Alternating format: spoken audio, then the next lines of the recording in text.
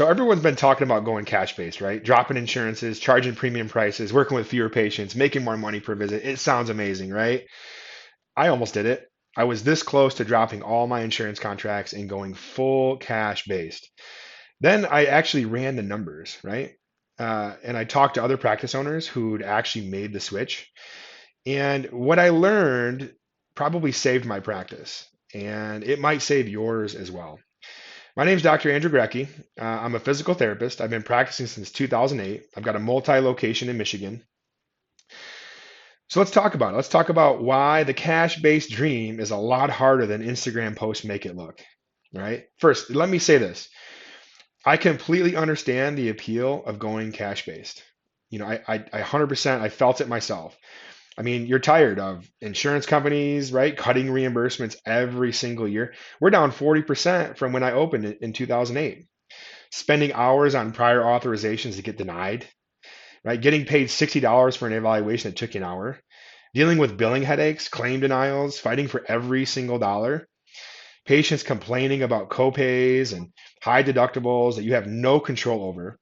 And then you see these cash-based practices on social media, right? Oh, I only see 4 patients a day and I make 6 figures.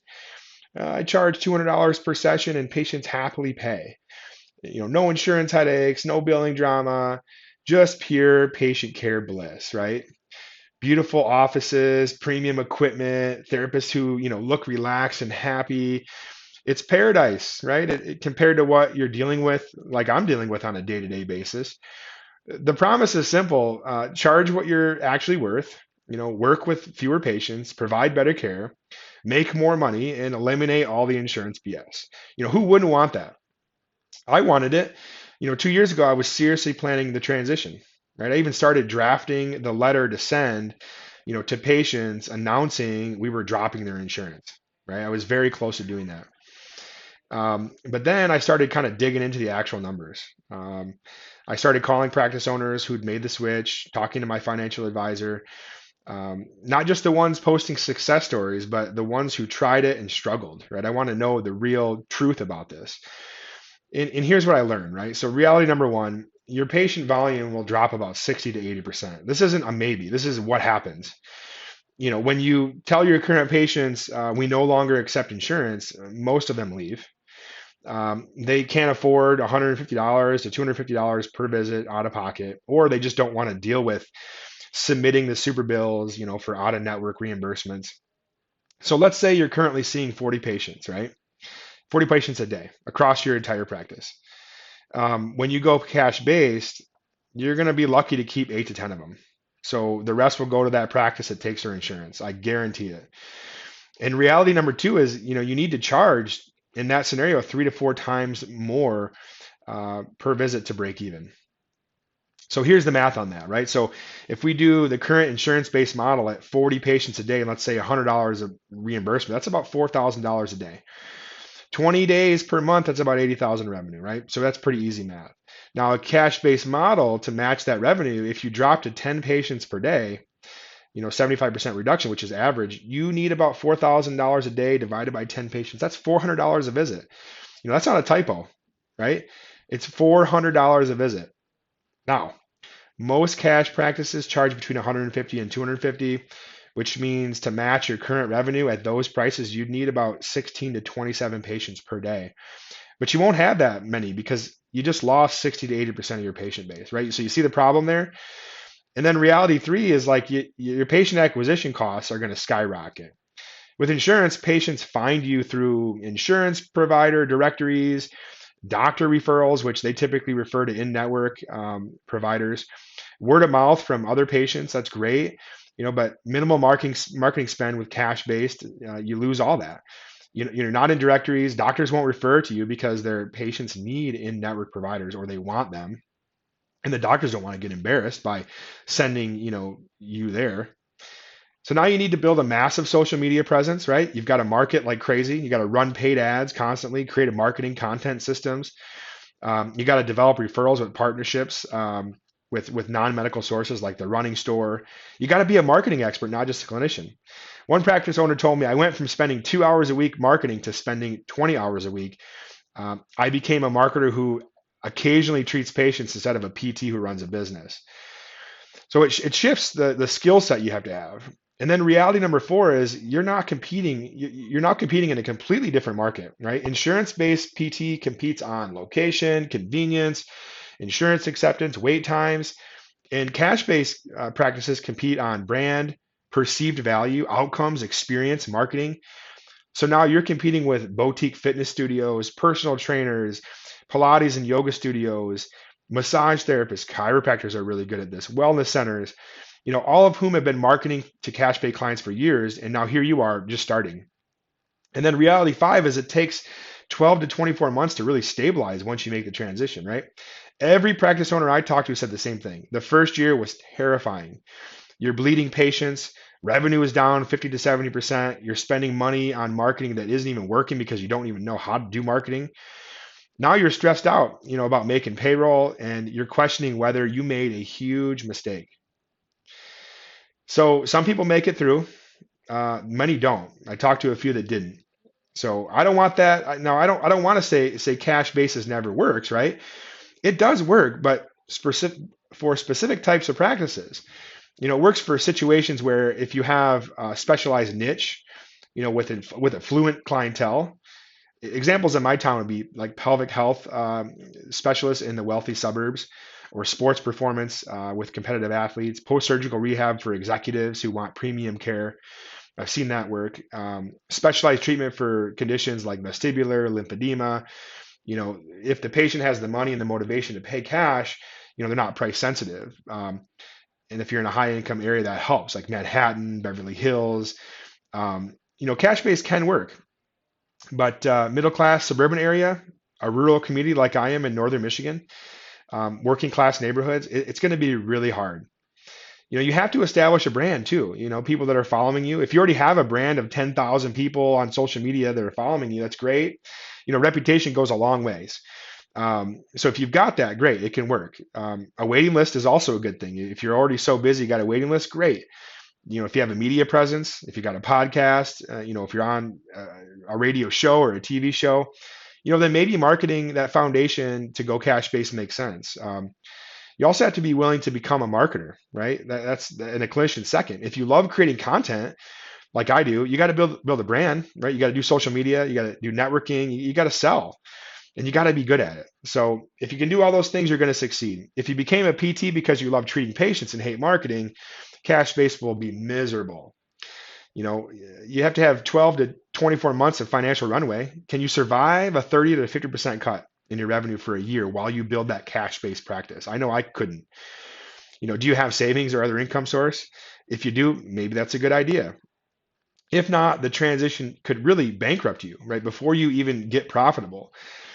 So the practices that have succeeded with cash based that I've seen, that I talked to, were solo practitioners, pelvic health specialists, wealthy suburb areas, and they had a really strong social media presence. I know a few people that work in the sports performance world where they work with a pro athlete one-on-one, and that can work for them. But the ones I've seen fail, they're just the typical general orthopedic practices in the middle class area, and they just tried to convert their existing patient base. A multi-location practice couldn't afford the revenue during the transition, and another one, a practice owner hated marketing, and he thought, if I build it, they will come. It doesn't work that way. So here's what I decided to do instead, and what I recommend for most practice owners. I would recommend staying insurance-based, right? But add some revenue streams. That's the key, that work alongside insurance that actually help your patients. If you think about it, you already have a good patient flow with insurance. You have good referrals and relationships with doctors, right? You've got a great reputation in your community.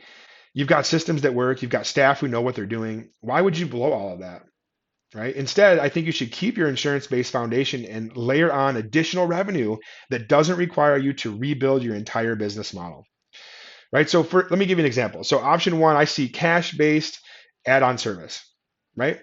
Keep taking insurance for regular PT, offer some premium services like cash-based, like dry needling. We do that. We do red light, class 4 red light laser, cupping. Patients pay their insurance copay for PT. They pay cash for the add-ons, right?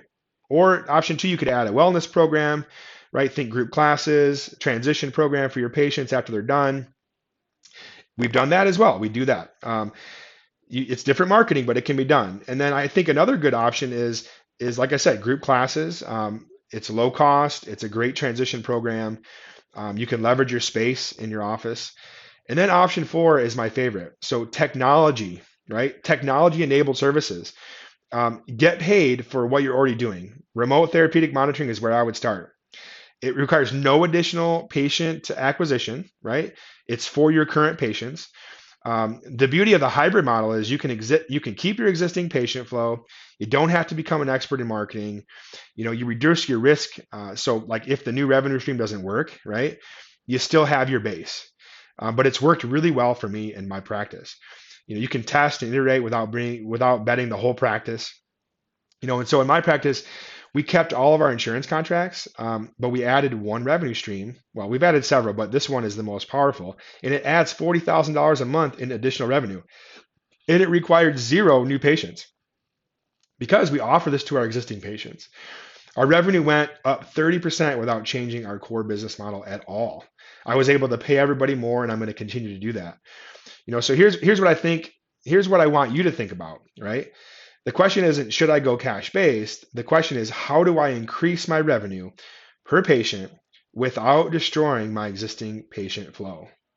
That's the key, because that's really what you want, right? You want more money, less insurance hassles, right? I get that.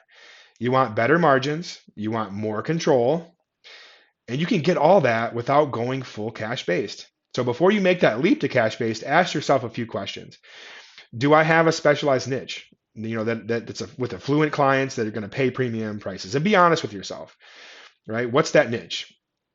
And number two, am I in a geographic location like a hub, like a New York or a Chicago, where there's enough high income potential clients, right?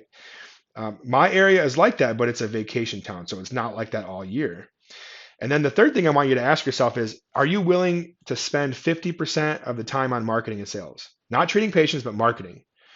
And then number four, can I survive a 30 to 50% revenue decrease for 12 to 24 months, right? Check your bank account. Do you have an existing personal brand and a following, right? Not your practice's reputation, your personal brand. So if you answered no to more than two of those questions, about cash base is probably not going to be the best path forward. And that's totally okay. There are other ways to solve the problems you're facing. I've done it. And so I want to share that with you. I'm not here to crush your dreams. I'm not here to crush your dreams of a cash-based practice.